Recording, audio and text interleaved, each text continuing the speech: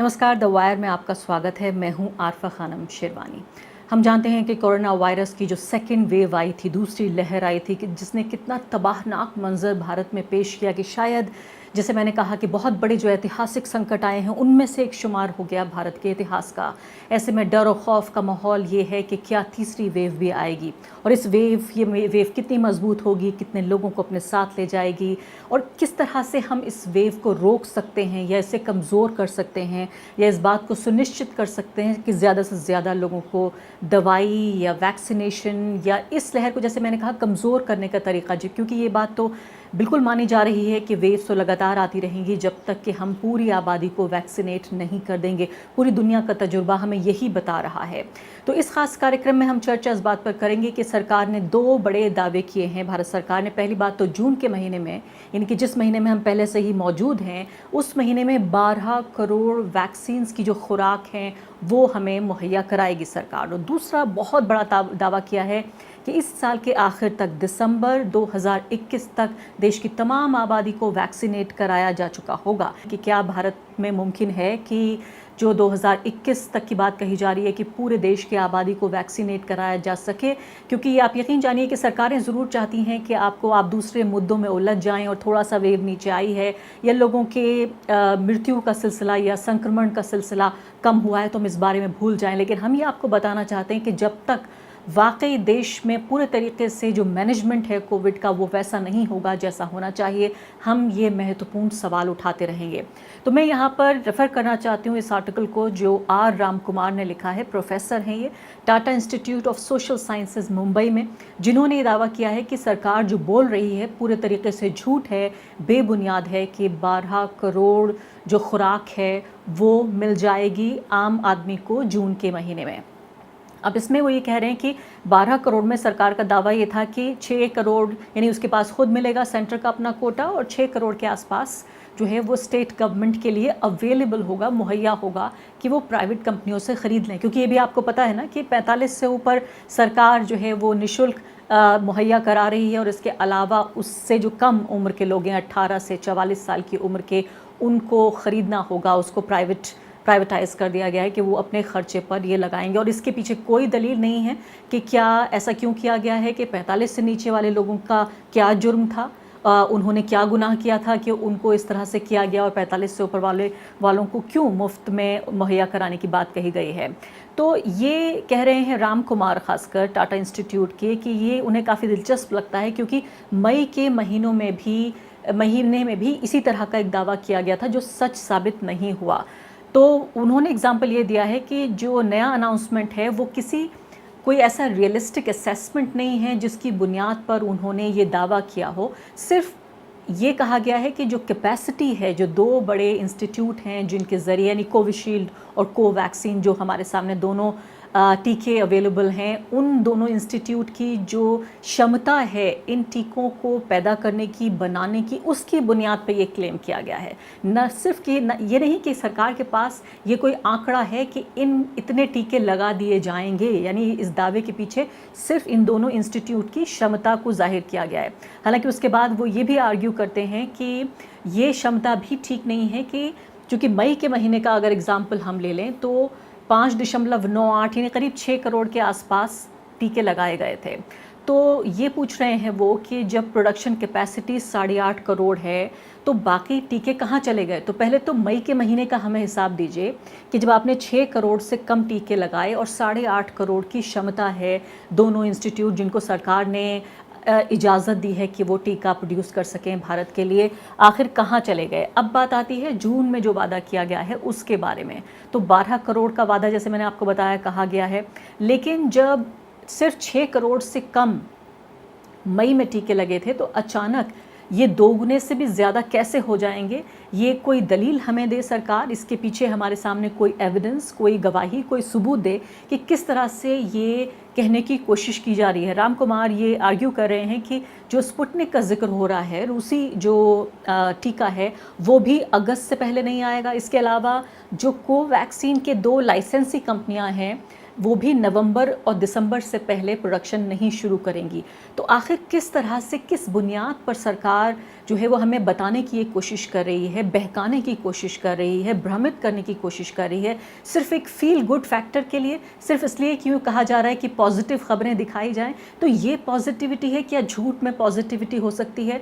क्या बहकाने में पॉजिटिविटी हो सकती है? इसके अलावा जो बात हो रही है कि किस तरह से अगर दूसरे देशों से हम कंपेयर करें, विश्व गुरु हम बनने वाले थे 2014 में ही, काफ़ी लेट हो गया, 7 साल हो गए।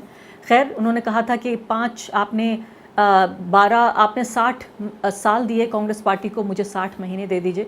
60 महीनों से कहीं ज़्यादा गुजर चुके हैं। नरेंद्र मोदी जी से सवाल पूछने में भी काफ़ी वक्त अब लेट हो चुका है।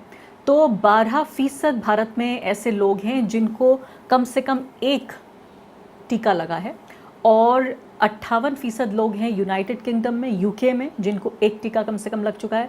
50% हैं यूनाइटेड स्टेट्स में, और 43% हैं जर्मनी में। इसके अलावा जिन लोगों को दोनों खुराक मिल चुकी हैं भारत में, उनकी तादाद सिर्फ 3% के आसपास है। यूनाइटेड किंगडम में 37% और यूनाइटेड स्टेट्स में 40%। जर्मनी में इनकी तादाद कम है, 17% लोगों को दोनों खुराक मिल चुकी है। तो राम कुमार ने डराने वाला एक तरह से ये आकलन हमारे सामने पेश किया है कि अगर जिस पेस पर हम अभी चल रहे हैं, अगर उसी पेस पर हम चलते रहे, उसी रफ्तार से हम टीकाकरण जो कर रहे हैं वो करते रहे, तो 2024 से पहले कोई संभावना नहीं है। 2024, दिसंबर 2021 नहीं, 2024 से पहले कोई संभावना नहीं है कि हम भारत की 100% जो आबादी है उसे वैक्सीनेट करा सकें। और उन्होंने कहा उसके बाद जब बच्चों का नंबर तब तक आएगा जब तक 2025 और 26 तक की बारी आ जाएगी। तो खौफ आ रहा है मुझे ये बात सुनकर कि किस तरह से हम इसको पूरा करेंगे, और ख़ासकर ऐसे वक्त में जबकि भारत में जो झिझक है वैक्सीन को लेकर वो भी साफ तौर पर दिख रही है गांव देहात के इलाकों में। और इसके अलावा जो एक, जैसे मैंने कहा कि वैक्सीन को लेकर जो हेजिटेंसी है वो साफ तौर पे इस बात का भी सबूत है कि जो पॉलिटिकल मैसेजिंग है, जो सरकारों की जिम्मेदारी होती है कि महामारी के, राष्ट्रीय संकट के समय जो एक मैसेज है वो सीधे तरीके से देश के हर व्यक्ति तक पहुंचा जा सके।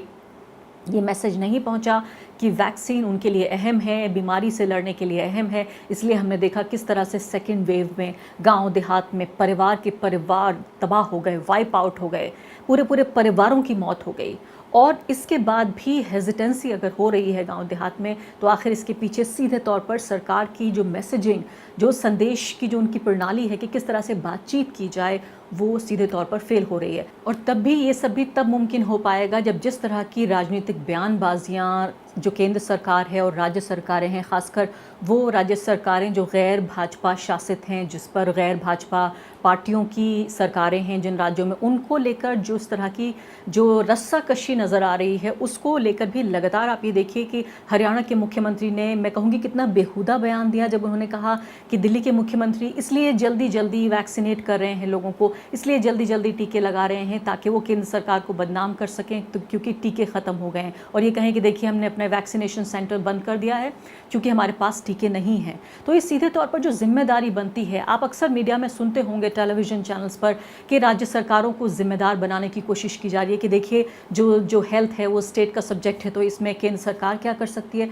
सबसे बड़ी बात यह है कि सेंट्रल गाइडलाइंस बनाने से लेकर, लॉकडाउन के अनाउंसमेंट से लेकर, इसके अलावा अब देखिए टीके की भी पूरी प्रक्रिया आप ये देखें कि उसका भी जो केंद्रीयकरण, उसका भी जो ओवर सेंट्रलाइजेशन किया गया है। मैं ये कह रही हूँ कि जो प्रोक्योर करना था, जब टीके बनाने की बात थी और टीके या फिर जो इंपोर्ट करने की बात थी, आयात करने की बात थी, उसमें ज़रूर एक केंद्रीय नीति होनी चाहिए थी। लेकिन उसके बाद से कम राज्य सरकारों को आप इतना तो बताएंगे कि उनके पास इस महीने, अगले 3 महीने के लिए, अगले 6 महीने के लिए इतने टीके मुहैया उनके पास होंगे ताकि वो भी एक प्लान कर सकें। राज्य सरकारें, ऐसा नहीं है कि मुख्यमंत्री जो हैं वो पद में छोटा होता है, प्रधानमंत्री पद में बड़ा होता है। भारतीय या उसके अंडर काम करता है। जो भारत का संविधान है वो ये नहीं कहता कि आप उसके अंडर काम करते हैं। प्रधानमंत्री का अपना एक अलग पद है, लेकिन राज्य सरकारों में भी जो देश का संविधान है, जो फेडरल स्ट्रक्चर है, उसके मुताबिक जो राज्य का अध्यक्ष होता है, यानी राज्य को चलाने का जो पूरा जिम्मा होता है वो मुख्यमंत्री का होता है।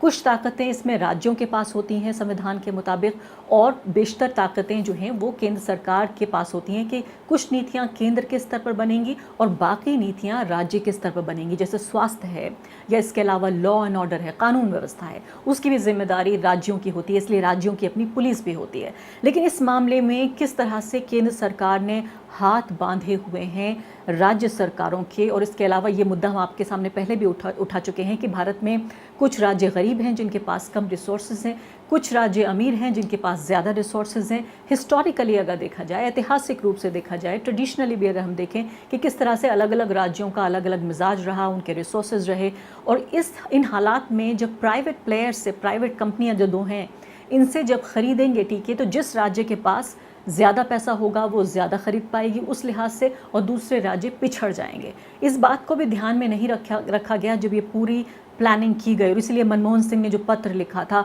उसमें इस बात पर ख़ास जोर दिया था, जब उन्होंने प्रधानमंत्री को पत्र लिखा था कि जो ट्रांसपेरेंसी है, जो पारदर्शिता है टीके के मामले में, टीकाकरण की जो नीति है उसके मामले में, उस पर पूरे तरीके से ध्यान दिया जाए। जिसको लेकर फिर आपने देखा होगा स्वास्थ्य मंत्री हर्षवर्धन ने किस तरह से, कितनी जो रूड लैंग्वेज थी उसमें उनको जवाब दिया।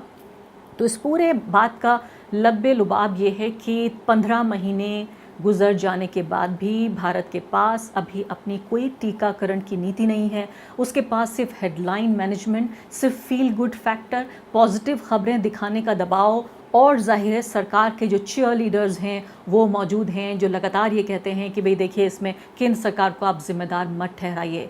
यानी कुंभ का मेला लगाना, ऐसे ख़राब वक्त में चुनाव कराना, चुनाव में भीड़ जुटाना, वो तमाम सवाल हम लगातार पूछते रहे जो इन सो कॉल्ड राष्ट्रीय चैनलों ने कभी नहीं पूछे। अगर भारत में वाकई एक जिम्मेदार राष्ट्रीय मीडिया होता, वाकई अगर आधे दर्जन भी इस तरह के चैनल्स होते जो सरकार से वो सवाल पूछ रहे होते जो पूछे जाने चाहिए, तो हमारे यहाँ देश में ये हालत नहीं होती। इस तरह से 3 लाख से ज़्यादा सरकारी आंकड़े के मुताबिक लोग नहीं मारे जाते और कई करोड़ लोग इस तरह से संक्रमित नहीं होते, लोगों के कारोबार तबाह नहीं होते। इसलिए हम आपको विशेषज्ञों के ज़रिए लगातार, ये जैसे मैंने ये आपको टाटा इंस्टीट्यूट के जो प्रोफेसर हैं इनका एक आंकलन, अंग्रेज़ी में ये आर्टिकल लिखा हुआ है वायर पर, मैंने हिंदी में इनके आंकलन से ही बिंदुवार तरीके से पॉइंट्स लेकर आपको ये एक्सप्लेन करने की कोशिश की है कि कैसे एक्सपर्ट जो सरकार के क्लेम हैं उनको पूरे तरीके से मानने से इनकार कर रहे हैं। ऐसे में काफ़ी जो है एक संकट के बादल, चिंता के बादल मंडराते हैं भारत के भविष्य के बारे में, और ख़ासकर इस बारे में कि हम किस तरह से कोरोना से लड़ पाएंगे। द वायर के और वीडियोस देखने के लिए सब्सक्राइब करें और बेल आइकन पर क्लिक करें।